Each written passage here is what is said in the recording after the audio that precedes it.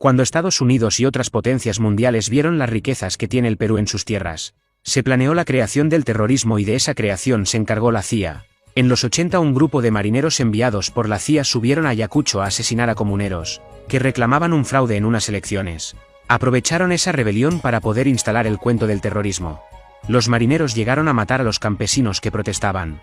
Y esta masacre no paraba. Para esos años no existía el internet, solo se creía lo que la prensa, la CIA y sus militares decían.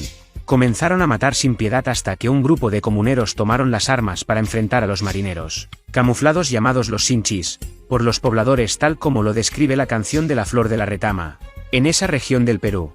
Entonces la CIA siguió con su plan instalando a dos personajes que se encargarían de jugar al gato y al ratón, para poder robar las riquezas peruanas. Esas dos creaciones fueron Abimael Guzmán y Vladimiro Montesinos. Pero para poder saquear al Perú en su totalidad faltaba poner a un presidente. Y la CIA ya tenía a dos candidatos. Ellos eran Mario Vargas Llosa y Alberto Fujimori. Para los años 80 y 90 se creó el Grupo Colina, integrado por 120 militares de alto rango, para poder dinamitar las torres eléctricas sin comunicar a los pueblos. Todos estos coche-bombas eran puestos por estos militares, y la prensa se encargaba de culpar a los campesinos con el nombre de terroristas. El asesino Abimael Guzmán, aprovechándose de toda esta convulsión social, habló con los estudiantes de los Andes para combatir a los marineros y militares que mataban a los pobladores. Los estudiantes y campesinos, no teniendo otra opción, se unieron a su pensamiento maoísta. La CIA había concretado su plan macabro. Puso a Alberto Fujimori como presidente del Perú, y creando la Constitución del 93, donde regalaba las empresas peruanas y las riquezas de sus suelos. Y cada vez para vender empresas peruanas se hablaba del terrorismo, y los militares llamados Grupo Colina pintaban paredes y mataban comuneros para que todo se enfoque en el terrorismo, y nadie se enfoque en la venta de las empresas y riquezas peruanas. Hay que recordar que cuando se ubicó a Abimael Guzmán, los de inteligencia le avisaron a Fujimori y Montesinos que ya habían ubicado Guzmán, y Montesinos y Fujimori enviaron a poner un papel debajo de la puerta de donde estaba Abimael Guzmán, diciéndole que escape, que ya lo había ubicado los de inteligencia peruanos. CIA ya tenía a sus tres piezas para el saqueo al Perú: Abimael Guzmán, Alberto Fujimori y Vladimiro Montesinos, y no iba a permitir que inteligencia del Perú detenga a Abimael Guzmán, sino el cuento del terrorismo se les iba a acabar, y así no iban a poder saquear al Perú.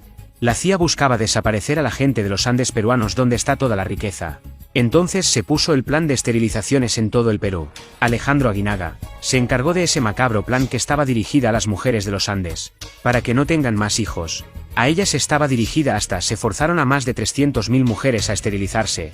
Ese caso fue archivado por la esposa del comandante Colchado, la fiscal Marcelita Gutiérrez. Estos dos personajes, quien tienen como padrino de bodas a César Inostroza, cabecilla de los narcotraficantes llamados Cuellos Blancos.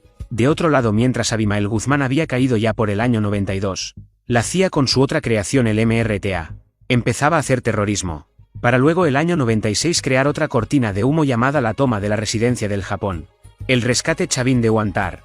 En ese secuestro, cuando los MRTistas dejaron libre a la mamá de Fujimori, ahí se les cayó la careta.